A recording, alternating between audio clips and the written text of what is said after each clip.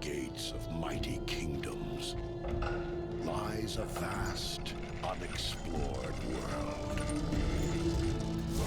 Everyone knows the behemoth among online role-playing games, World of Warcraft, released in 2004 in the US and 2005 in Europe. And you might think that this would have been the kick-off for publishers and developers to try and throw their own MMORPG onto the market to get their piece of the cake, or even to create the WoW killer. But the development of surprisingly numerous MMORPGs started before that date already, and lots of them were then cancelled in the early 2000s. Among these, even games from the big players. In this video, we will have a look at 10 of these cancelled and mostly forgotten MMORPGs. But before we get to the first one, I want to mention that this was a time before YouTube. A time in which a 20 megabyte trailer was considered big, and you had to use software like QuickTime or RealPlayer to watch it. So the quality of the footage did age considerably.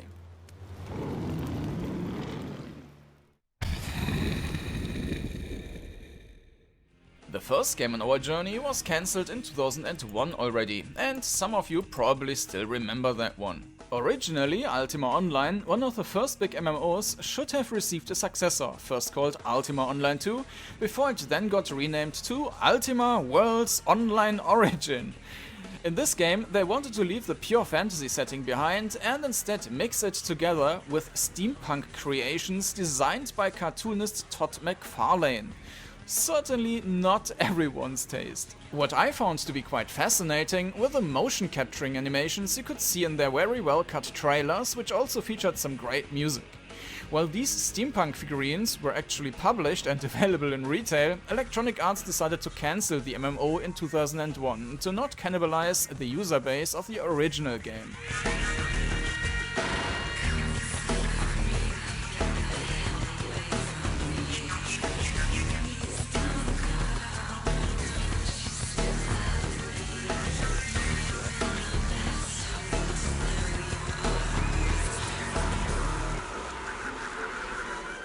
For some reason, EA changed its mind just a little bit later and gave it another try. This time the game was called Ultima X or Ultima X Odyssey, and the setting was back to more classical fantasy, which should have continued the story of Ultima 9, even though Richard Garriott, the creator of the Ultima series, had already left EA at that point. The game was supposed to revolutionize the MMO combat by breaking with the old EverQuest-like auto-attack combat, but it never got to that. This second attempt of creating an Ultima Online successor had been cancelled in 2004.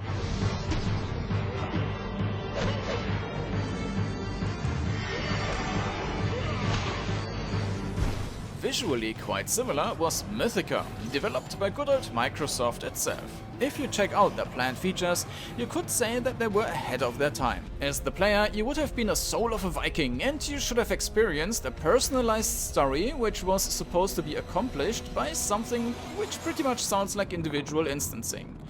The game had been cancelled in 2004. First they got sued by Dark Age of Camelot creator Mythic for the title of the game, and shortly thereafter they cancelled it completely, probably mostly due to other financial reasons.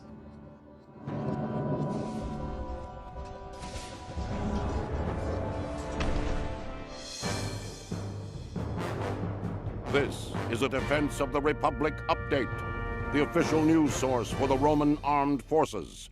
Talking about Mythic Entertainment, after their MMO Dark Age of Camelot, they first planned to make a game called Imperator, with a release aimed at 2005. To me, the coolest thing about that game was actually its setting. You were supposed to play in an alternative timeline where the Roman Empire never fell. But instead of a release in 2005, they cancelled it in that year, as they acquired the Warhammer license and wanted to focus on developing Warhammer Online Age of Reckoning. 2006, the studio had been acquired by Electronic Arts, and 2014 it had been shut down, and with that it suffered the same fate as Origin Systems a few years earlier. Massive sneak attack linking the surface camera. Relay satellite. Mayans attacked. There was no warning at all. Planetary defense batteries have been activated. God, they're killing everybody. Open the chat. How did they get past the galactic intelligence net? They're breaking in now.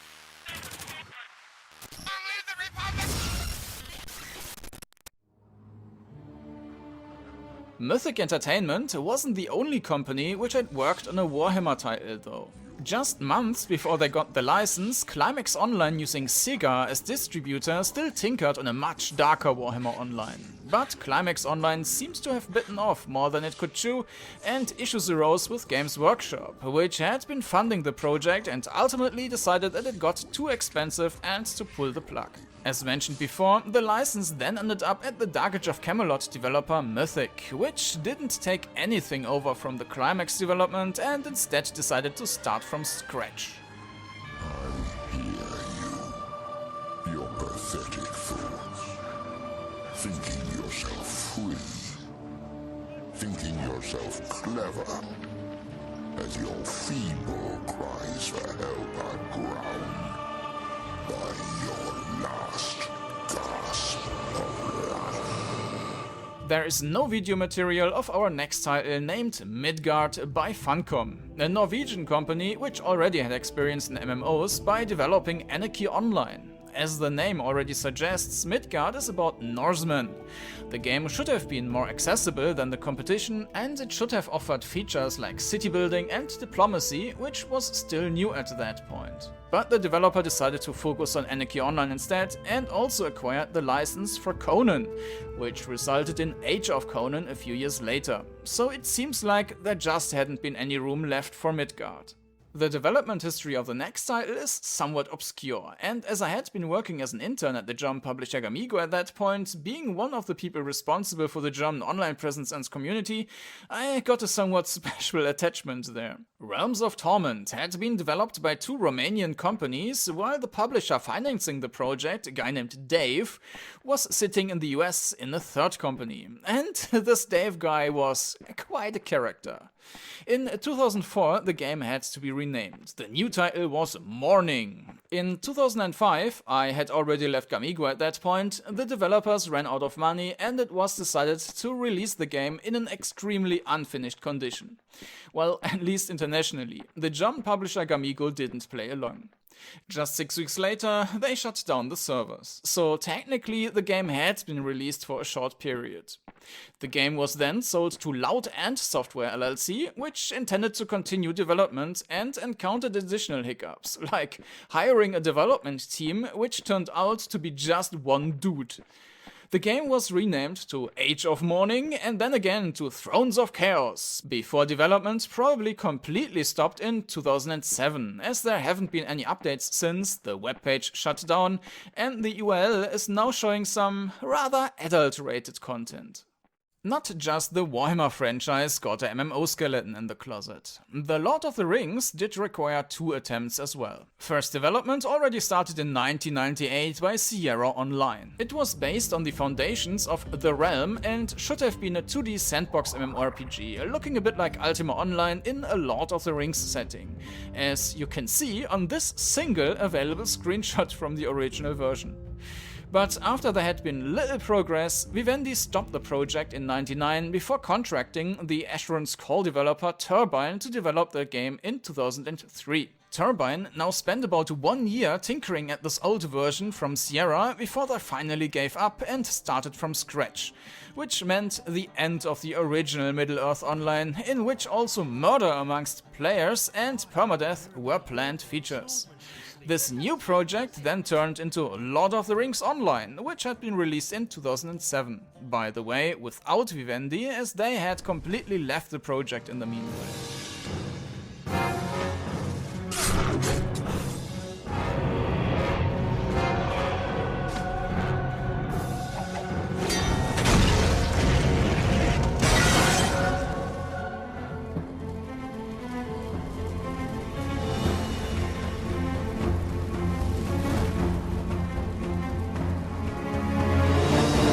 This development of a Lord of the Rings MMO got 2 connections to our next title, Dragon Empires. This game had been developed by the team at Sierra Online that just had been developing Middle-earth Online without success until 1999. After the project was cancelled, they were hired by Codemasters to create a new sandbox title with a focus on PvP, in which players should organize themselves in clans to lay sieges on the 50 available cities. The project became more and more bloated until it was supposedly discovered in 2004 that the technical foundations don't even support that many players, which was either not fixable or just too expensive. Codemasters then pulled the plug on Dragon Empires and years later appeared as publisher for Lord of the Rings Online for Europe.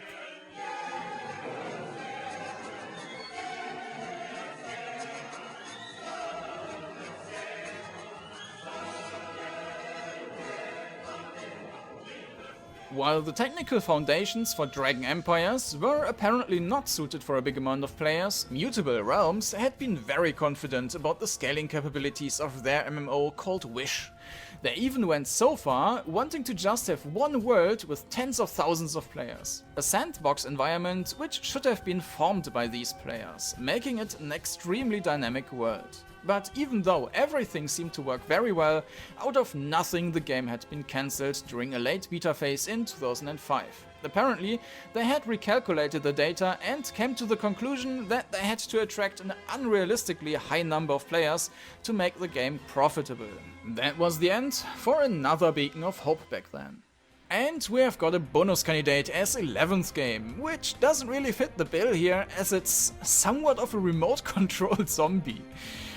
What you may ask? Well, let's start at the beginning. Dark and Light was one of my absolute favorites in terms of upcoming MMOs in 2004, and I had high hopes. This game also put an emphasis on a huge dynamic world, which was also well presented in their trailers, in which you saw players riding on their mounts, using a kite to fly down the mountains, or sliding down a mountain on a shield. The game was even supposed to have dynamic weather, including snow you could sink into. Crazy stuff. Something else I'd consider as special is where the developer in P-Cube was located, and that was La Réunion, an island belonging to France located east of Madagascar. And the publisher, Farlen Entertainment, well, they were on a different island 200 kilometers east, Mauritius. Development started in 2002, but after the trailers shown here were released up until 2005, not a whole lot seemed to happen, and I already thought the game was dead. The game was then released in 2006 in a very rough and incomplete condition. At that point, they got together with the Chinese developer Snail Games to improve the graphics of the game,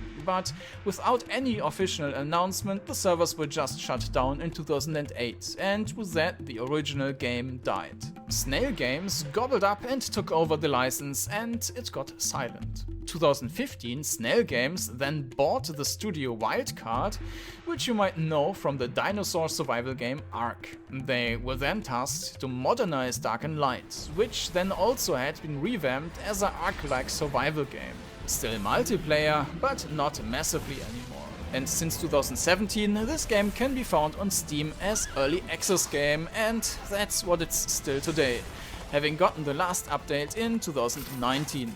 Would it have been the better option to just let the game die in dignity? I guess that's a question of perspective.